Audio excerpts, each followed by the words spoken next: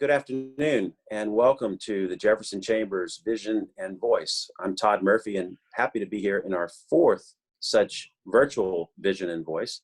And we hope to, bring this back on a regular basis. We've done this Vision and Voice for years in print and online as a way to get information out to our members. And we've changed it up a little bit during this pandemic. But happy to be here today, joined by our parish president, Cynthia Sheng, and our new councilman from District 1 in Jefferson Parish, former Judge Marion Edwards. So welcome to you both, and thanks for joining us today. Thank you for having us, Todd. I know we've talked about this before, but you guys were in office literally about 9 weeks before all this hit, and all of a sudden, we feel like we're in a hurricane slash science fiction movie, and trying to operate and figure out which way's up and what's best. And I just want to commend both of you. I think, our parish president, our council, our sheriff, our coroner, our business community, our civic community, everybody's working and communicating. And I'm just very proud to be a Jeffersonian because we've got a great team in place. So thank you both for that.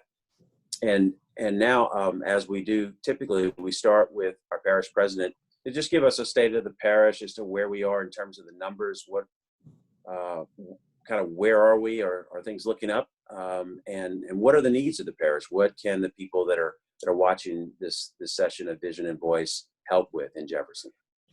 Thank you, Todd. So today was a good day for us, and I mean it's never a good day when we have to look at the positive cases. But when the case count came up today, we have 5,802 cases in Jefferson Parish, but the key is that we had 41 daily new cases. So the daily addition is 41. That number has been the lowest since it's been in probably 3 weeks. So that is a very, very positive sign for us. And that's the way we hope the rest of the week goes. It's only water, but I'll drink to that. Absolutely. Absolutely. But look, every expert says you want to see a downward trajectory over a period of time. And up until this point, it's been up and down. And Sunday's numbers are sometimes very low, and then you get a very high number on Monday. So that might be a timing thing. So we were really looking at today. Now it still might pop up back up, but it was a very hopeful sign, and indicative of what we're hearing at the hospitals and through our medical partners is that the admissions are low. They're having not as many COVID patients as they've had in the past. And so all the signs are good that we can really start seeing the light at the end of the tunnel. Last week we were plateauing, but we were plateauing at a very high level. So these are all very positive signs for us to try to see our way out of this thing. And really that's what, through the business community, the chamber, your work with our council offices and all of us together, JEDCO and Jefferson Business Council together, looking and helping businesses. And I know you all are drafting a strategy to help us of what industry by industry would look like when that happens. And again, the governor is going to give us some guidelines on that, but what a phase one would look like. Certainly, what it would look like if you're a restaurant or your retail or your insurance or your, childcare, what that looks like. And so we really look to you all to help us get through that as a community. On the other side of things, we received a very large donation of masks from the Haynes Company. So we want to push that out. We're going to push that out in a very public way at our food drives. And certainly we want to leave an allotment for our business community as well. So one of the things I think when we are able to get back into things is that, again, we're in this as a community, and the public will want to see responsible business owners as well go through those social distancing measures. People are wearing masks. The chairs are pushed apart, so we know that having the equipment and having the mask readily available is going to help businesses get back up to speed. So certainly, we're going to work with you all, Todd, to make sure anybody who needs the mask can get the mask for their employees. So that's other really hopeful signs that, there are indications that we're seeing the light at the end of the tunnel. That's great. Be particularly helpful for restaurants and I would think nail salons and those kind of places where you're having close interaction. And in the restaurants, the customers can't wear a mask because you're there to eat, right? And so the employees probably should. So, but yes, we are working with Jerry Bologna at Jetco, Tim Coulon at the JVC. We've got a good working draft of a phased-in program. And of course, a lot of that's going to depend on what comes out of the governor's office. But we want to make sure that when it's safe, when the medical experts say it's safe to go back, that we have a program that makes sense. And obviously, there's certain industries that we need to get open quickly, and some that might have to wait till phase 3. For example, a movie theater might not be as quick to open. But we do want to have a focus on all businesses because, let's face it, it's not just about the business itself. It's about creating the jobs to get people back to work. And not to mention, I know people are going stir crazy at home. Absolutely. And again, with these masks, I always say there's appropriate levels of masks that we should have. So the N95 masks should be at the medical community, right? And our first responders. And so these cloth covered masks are really, this is the right use for them, to the general public and to maybe employees who are not having to deal with positive patients. So we look forward to getting some of those out to you. Right. Great. That's all really good news in our fourth segment. We're happy to hear it. Yeah. At the chamber, we've been working on a couple of things this week. We launched through our Jefferson Chamber Foundation a program called Bites for Knights, and that's a salute to our knights in shining armor. And so there's just so many people that are working round the clock, don't have the time to take a lunch break, to run off to get something to eat. We know food prep and restaurants are very limited, as are a lot of the cafeterias and a lot of the facilities. So we're delivering food to police stations, fire stations, nursing homes, hospitals, different wards in different hospitals, people who need it. And so we have opened up our communication through our website, jeffersonchamber.org. All of the contributions are going through our 501c3 foundation, so it's fully tax deductible.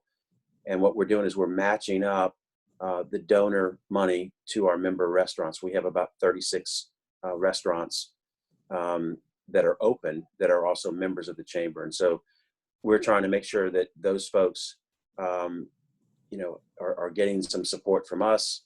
They're going to package the food properly according to all the health standards that are in place right now. And then they're actually going to deliver it. And that keeps us out of the emergency rooms and the places that we really shouldn't be. And it keeps delivery people who are doing this on a regular basis there and protected, because they know better than we do how to do that. So we think it's a win-win all the way around. We just launched it very slowly last week to our board and our major investors. And then this week to the membership. The response has just been phenomenal. And we did it slowly because we wanted to make sure we could handle the supply and the demand, but it's really gone exceptionally well. We have also been monitoring the payroll protection legislation and the new funding that's being worked in our nation's capital right now. We think that hopefully by Thursday of this week, that we'll have a new deal in place. This is a $300 billion in new money for the payroll paycheck protection program. You might remember that hit its max last week. It'll also provide $60 billion in loans for working capital for businesses, and another $75 billion for hospitals, and $25 billion for testing. And the testing piece is something, and I think y'all would agree with this. This is really important, that if we can get a handle on this testing, where we can test large amounts of people in a very quick amount of time. That's what we've really been fighting, right? We went from, guys, tests were taking 13 days, and that's tough to deal with, because you don't know if you send the employee home or you don't send the employee, or should the person go self-quarantine or not. And so anyway, there's another $25 billion for testing there. And then another $60 billion just for the payroll protection aid for small businesses, to those businesses who maybe don't have access to a bank, and somehow they need to go to some other source. So all of that information, all of the current information, is available on our website at jeffersonchamber.org. We are continuing to work and be in communication with our congressional leaders to really make sure that this comes sooner than later. We all watch the news, and depending on what channel you look at, you can see there's probably some fault on both sides with the politics of this. But the bottom line is, we know that our delegation And regardless of which side of the aisle they're on, they're all trying to get help for us, for our small businesses. So again, our website is jeffersonchamber.org if any small businesses are looking for that info. And then finally, our message this week has been one of regionalism. And we believe, as you do, Parish President, that the best way to bring our economy back is from a regional perspective, a regional basis. We understand we're not the medical experts, so I'm not at all talking about the timing of it. But when the timing does occur, that we come back as a region so that we're not opening up some businesses in one parish, say Orleans, on a Monday, and then the same sort of business the following Friday in Jefferson, and then St. Bernard the next week. And I think we're going to create a lot of chaos and a lot of confusion that we shouldn't. And so as we've preached for the 22 years of our existence, we represent Jefferson, but we work as a region. And I don't think there's ever been more of an important time to work as a region. Maybe you would say Katrina, but certainly now is one of those times where we all need to work together. Absolutely, Todd. Absolutely. And we're in this together, and we're gonna come out of this together as one region. So, absolutely. Yes. Absolutely. So, Judge, let's shift gears and go to the West Bank a little bit. So you represent. Tell us a little bit about the area you represent and kind of what your feel is on the West Bank right now. Well, my district runs from Gretna all the way to Grand Isle. It's size-wise, it's pretty large. I have 3 of the incorporated areas in my district, and unfortunately, the numbers show that the West Bank of Jefferson Parish is the area that has been hit the hardest by the virus. Since I got to Jefferson Parish 52 years ago, when Cynthia's dad, Harry Lee, and I opened our law practice here in Gretna, it's been important to me to be able to contribute and to help people, and I certainly am going to have an opportunity to do that here. We've got a lot of challenges to meet, and I'm very encouraged, and you've touched on this, and so did Cynthia. I think that we could not be more fortunate in the leadership we have, not only our elected leaders, but the business community and the medical community. And you just really get the feeling when we have these conversations that we are all on the same page, that we are interested in working together and making this and expanding out of Jefferson Parish into a wider regional area to try to make everything fit together the best that we can. On the West Bank, I think before this happened, I was looking forward to some real progress here because Mayor Constant has done a great job in Gretna, and Cynthia did a great job as a council person, and now as parish president. It's been such a pleasure for me to watch these 2 amazing women just sort of grow into their jobs and become, each one of them in their own way, something very special. I think we've got a lot of challenges. I think that we are capable of stepping up and taking care of our constituents and getting us through this terrible ordeal. I think realistically, we're not going to be through this until our pharmaceutical companies and our medical community develop not only a vaccine, but a treatment for this virus. We're going to be having to deal with this at one level or another until that's done. But, thank you so much for the help that you provided through the chamber and the help that we've gotten from the entire business community. The West Bank Industrial Association has been a delightful group to work with on the West Bank, and I know you have a lot of them are also members of the chamber. Correct. But it's just going to take a united effort for us to manage this. Absolutely. And you mentioned your district runs all the way down to Grand Isle. I don't think I've mentioned this last time, but certainly have to commend Mayor Carmardell for the job he did on Easter weekend. It's never popular to take those really hard stances, and you basically just shut the island down for Easter weekend festivities that are normally you know, it's a great spring. It's kind of the kickoff to the summer, right? It's a great springtime event. And he took a very strong stance that wasn't popular with a lot of the camp owners, but it was the right thing to do. And, you know, when you think about how far away a hospital is from Grand Isle, and the fact that Well, you're absolutely right about that. And, you know, to also realize that he only had one ambulance on the island. And you know, I know it was difficult for him to close the island down at a time that there was going to be so much interest and so much traffic down there. But, you know, he was putting the interest of the inhabitants of Grand Isle first, and I applaud him for it. Absolutely. And you know, on the other side, I would think that the medical institutions did as well, because, you know, the last thing you want is a spike or an outbreak on an island. I mean, how in the world would we then handle that? So, and you know, we do have an incredible medical community here. When you look at Tulane HCA and LCMC, who will soon be running both of our hospitals, and Ochsner, it's just been an amazing response that these healthcare professionals are doing for our community. And they are all working together. They are all, yeah. I'm sorry, Yeah. Councilman. Yeah, but they're not, you know, they are right. sharing information. They are really coming together for us as a community. Well, and I mean, you see the common chord. I mean, you know, the medical community is working together.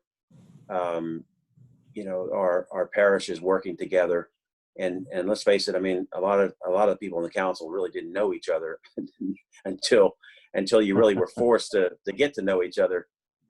Even though most of it's probably been through Zoom, but you know, we have regular calls with all the chamber leaders around the region. And I know, Cynthia, you're having those with the parish presidents around the region, and councilmen with your council. And so it's about communication and collaboration. And as you so stated at the beginning, we're going to get through this together. We are. Yeah. Well, and let me just add that it's really an honor for me to serve with this council. I'm so proud of them. I think that there's a completely different atmosphere here, one of unity and getting past the East Bank, West Bank issues, and just working together to find solutions for all of the problems for all of the citizens of Jefferson Parish. Absolutely. I know it's not something that everyone wanted to deal with in their infancy and coming into their terms, but I think you guys were put in the right place at the right time. So I agree with you. It's a great group. And they're going to help us get out of this. You know, the council's looking at committees to start and different task forces across the board. And so we're going to all come together, and it's just going to help us get back up to speed and be ready for the next step. So we look forward to working with our council on those measures. I think that's I'm excited about that too. We're going to have individual councilmen working with different members of the administration to achieve common goals. I think that it's a great idea, and I'm looking forward to it. And time definitely Yes. And then also, you know, we have our council meeting tomorrow, which is a Zoom call. So we were one of the first, I think, in the state. Our council was just really determined to get a meeting going and not lose any speed, even though we had to be separate. And so I've had a number of parishes reach out to say, how did you all do that? And I said, I don't know, but I'll put you in touch with the person who can help you.